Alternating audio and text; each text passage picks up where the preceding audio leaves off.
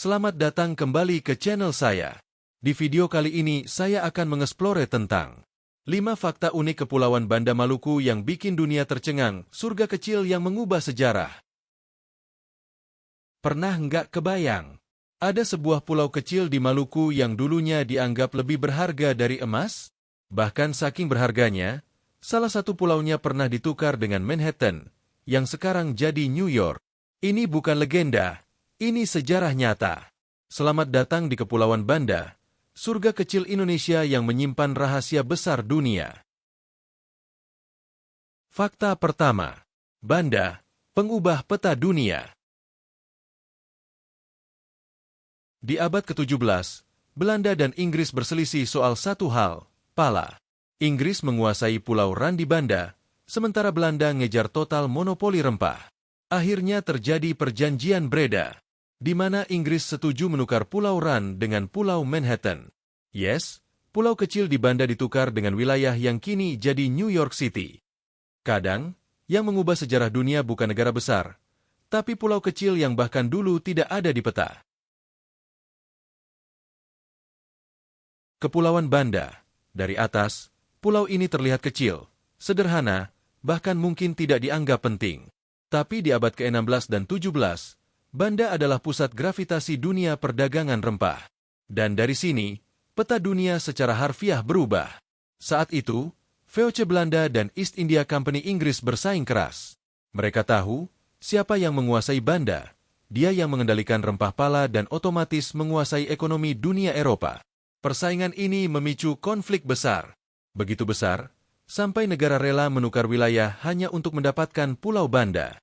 Tahun 1667, terjadi sebuah peristiwa yang membuat Banda masuk sejarah global.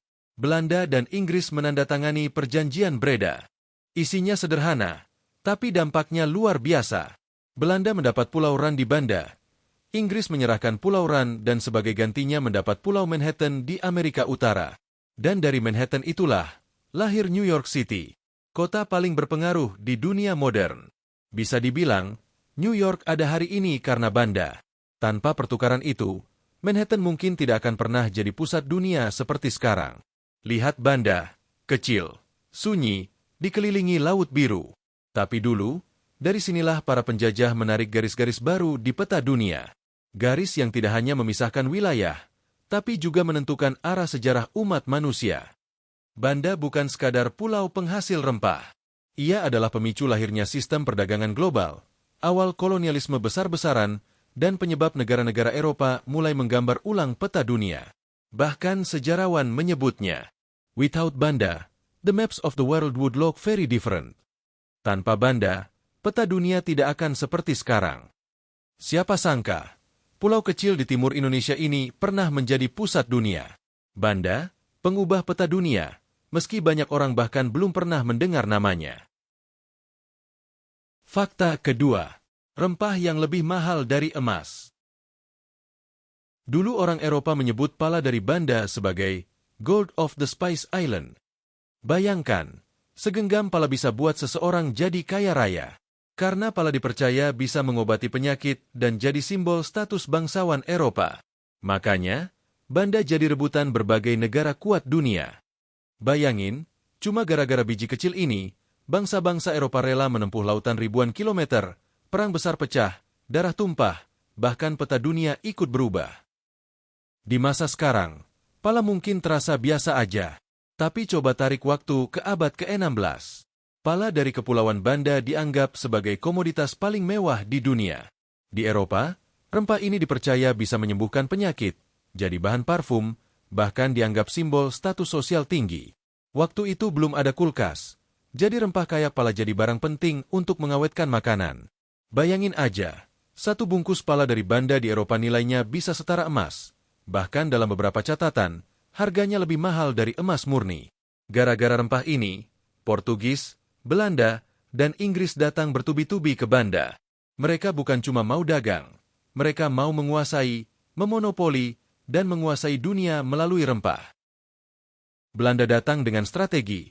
Siapa yang kuasai Banda, dia kuasai pala. Siapa yang kuasai pala, dia kuasai dunia. Mereka menyerang, membangun benteng, bahkan memusnahkan penduduk asli yang menolak tunduk pada monopoli VOC. Sejarah mencatat, ribuan orang Banda tewas atau dipaksa kabur dari tanah mereka sendiri. Yang bikin makin gila, Pulau Ran di Banda pernah menjadi rebutan besar Belanda dan Inggris. Sampai-sampai terjadi perjanjian Breda tahun 1667, di mana Inggris menukar Pulau Manhattan, yang sekarang jadi kota New York, dengan Pulau Ran hanya demi mendapatkan akses rempah pala. Yep, New York ditukar dengan pala dari Banda. Gila nggak? Kadang sejarah bisa sesederhana ini. Dunia berubah hanya karena satu rempah yang tumbuh di pulau kecil yang bahkan nggak semua orang tahu letaknya. Tapi dari sinilah, Banda mengajarkan kita satu hal, bahwa sesuatu yang terlihat kecil bisa mengguncang peradaban manusia. Fakta ketiga, surga diving yang disegani dunia. Turis lokal mungkin masih jarang yang datang, tapi para diver internasional menyebut Banda sebagai Hidden Paradise of Divers. Airnya sebening kaca, karangnya masih asli, dan biota lautnya super beragam. Banyak yang bilang, kalau pernah diving di Banda, tempat lain rasanya cuma bonus. Ketika kamu menyelam di Laut Banda, ada satu momen yang bikin kamu terdiam. Saat cahaya matahari menembus air jernih, dan dunia baru perlahan terbuka di depan mata. Ini bukan sekadar laut. Ini adalah etalase kehidupan laut paling murni, yang bahkan dihormati oleh para penyelam dunia. Jarang ada tempat di dunia yang punya kejernihan air seperti Banda. Visibility bisa mencapai lebih dari 30 meter, bahkan tanpa cahaya buatan. Kamu bisa melihat karang, ikan, bahkan bayangan penyelam lain dari kejauhan. Semua terlihat jelas seperti kaca. Para diver dunia menyebut Banda sebagai akuarium raksasa yang masih hidup. Salah satu spot paling terkenal di Banda adalah Lava Flow. Tempat ini dulunya aliran lava dari letusan gunung api Banda tahun 1988. Semua karang di sini hancur, mati. Tapi ajaibnya, dalam waktu hanya beberapa tahun, karang baru tumbuh kembali jauh lebih subur, lebih kuat, dan lebih berwarna dari sebelumnya. Para ahli laut sampai menyebutnya mukjizat terumbu karang dunia. Berbeda dengan banyak tempat wisata yang sudah ramai dan tercemar, Laut Banda masih asli. Ikan-ikan tidak takut pada manusia, karang tidak dipenuhi sampah, dan warna lautnya biru alami, bukan filter kamera. Di satu titik kamu bisa melihat ikan tuna, penyu, bahkan parimanta lewat begitu saja. Seolah mereka bilang, ini rumah kami. Kamu hanya tamu. Nikmati, tapi jangan merusak. Bagi penyelam profesional dari Eropa dan Australia, Banda bukan sekadar destinasi. Banda adalah tempat untuk menyepi. Tempat mereka datang bukan untuk ramaian, tapi untuk diam, tenggelam, dan menyatu dengan laut tanpa gangguan manusia. Banyak dari mereka berkata, di Bali kamu diving untuk wisata, tapi di Banda, kamu diving untuk berdamai dengan diri sendiri. Jika kamu pecinta laut, atau sekadar ingin melihat dunia yang belum tersentuh waktu, maka Laut Banda menunggu kamu, bukan sebagai turis, tapi sebagai saksi keindahan paling murni yang masih tersisa di bumi. Karena di sini, setiap gelembung napas adalah rasa syukur, dan setiap karang adalah doa yang diam-diam dijaga oleh Lautan Banda. Fakta keempat, tempat wisata yang nyimpan luka sejarah. Benteng Belgica dan Benteng Nassau berdiri megah menghadap laut. Indah, iya. Tapi di balik itu, ada kisah kelam. Ribuan penduduk Banda dulu tewas atau diusir demi monopoli pala oleh penjajah. Jadi saat kamu menapakkan kaki di benteng itu, kamu bukan cuma lihat bangunan tua, tapi jejak perjuangan sebuah bangsa. Kalau kamu datang ke Banda hanya untuk menikmati laut dan rempah, mungkin kamu akan berpikir tempat ini indah dan damai sejak dulu. Tapi, begitu kaki kamu menapaki batu-batu tua di Benteng Belgica, kamu akan sadar. Banda bukan hanya surga. Banda juga menyimpan luka. Benteng Belgica dibangun Belanda bukan untuk melindungi penduduk, tapi untuk mengontrol rempah dan menekan rakyat Banda. Dari sini, mereka mengawasi setiap biji pala yang dipanen. Semua harus melalui Belanda. Tidak ada yang boleh dijual ke Inggris, Portugis, atau pedagang lokal. Siapa yang menolak, dihukum.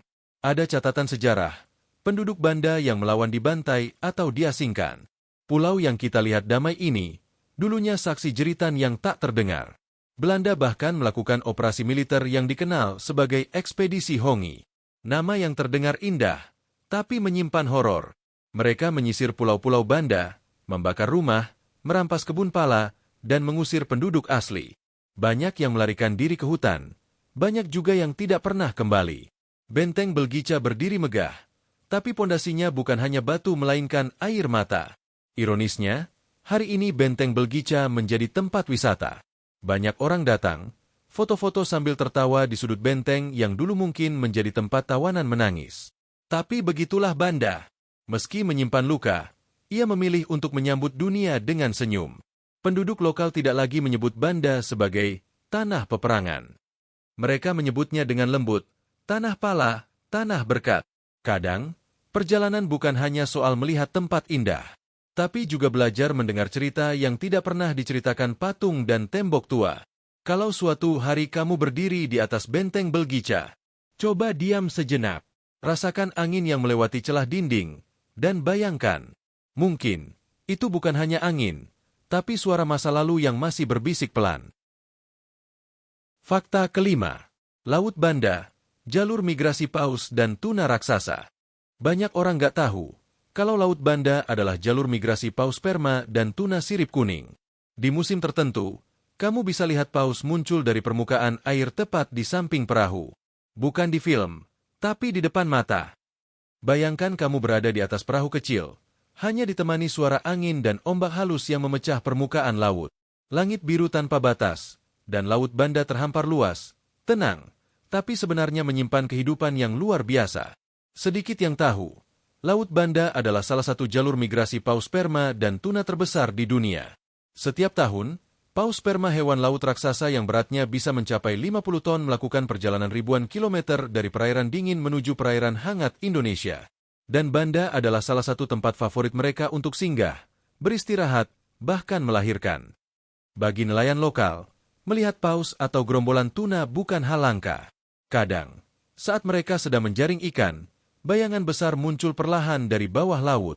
Itu paus. Bukan untuk ditangkap, tapi hanya lewat, seperti tamu agung yang mampir tanpa mengganggu.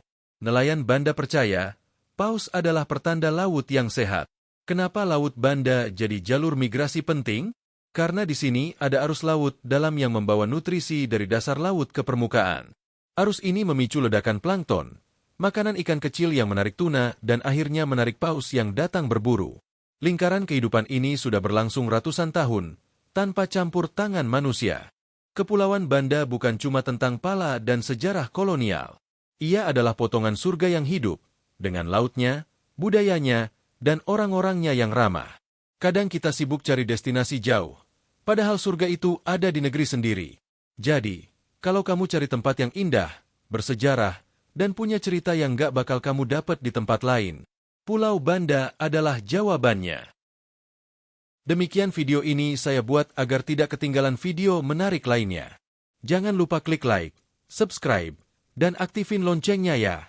Biar kamu nggak ketinggalan kisah seru dan indah lainnya dari pelosok Indonesia.